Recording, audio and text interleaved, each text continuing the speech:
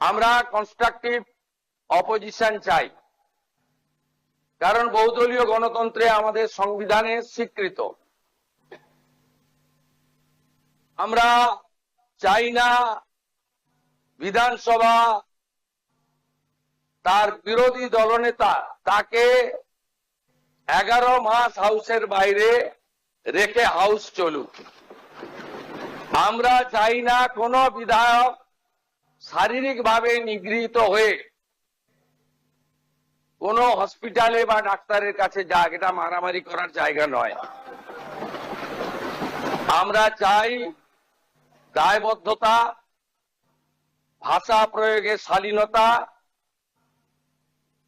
আমরা চাই সংবিধানকে মাথায় রেখে সংবিধানের যে 3টি বিষয় রয়েছে, for the people, by the people, of the people, সেটাকে মেনে আমরা এই বিধানসভাকে এগিয়ে নিয়ে যেতে চাই। এখানে প্রধান বিরোধী দল থাকলেও অন্যান্য বিরোধী দল থেকেও কয়েকজন জিতে এসেছেন। এই বিধানসভায় সকলের প্রতিনিধিত্ব সুনিশ্চিত করার ক্ষেত্রে তারাও হয়তো শুভেচ্ছা দেবেন।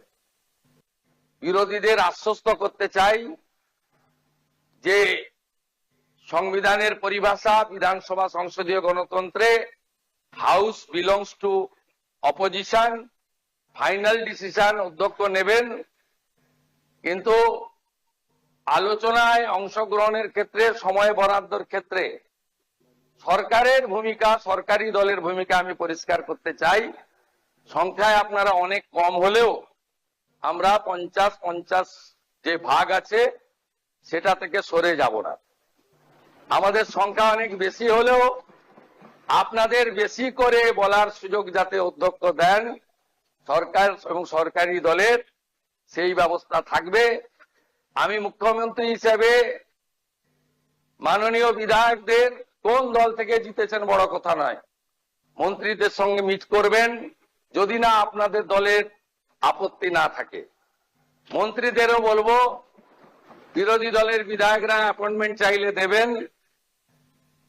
এলাকায় মন্ত্রীরা গেলে যে দলেরই বিধায়ক হন তাকে খবর দেবেন। এবং মাননীয় বিধায়ক, আমরা আগে চিঠি দিলে উত্তর দিতেন না অনেক মন্ত্রী, মুখ্যমন্ত্রীর তো প্রশ্নই ছিল না। আপনারা আমাকে চিঠি দিলেন, দেবেন, প্রাপ্তি স্বীকারও পাবেন এবং কিছুটা ইতিবাচক ফলাফলও পাবেন। আশ্বস্ত থাকুন, ভারতীয় জনতা পার্টি 21টা রাজ্যে মাননীয় নরেন্দ্র মোদীজির মার্গদর্শনে যেভাবে সরকার চালাচ্ছে, এই সরকারও তার অন্যথা করবে না।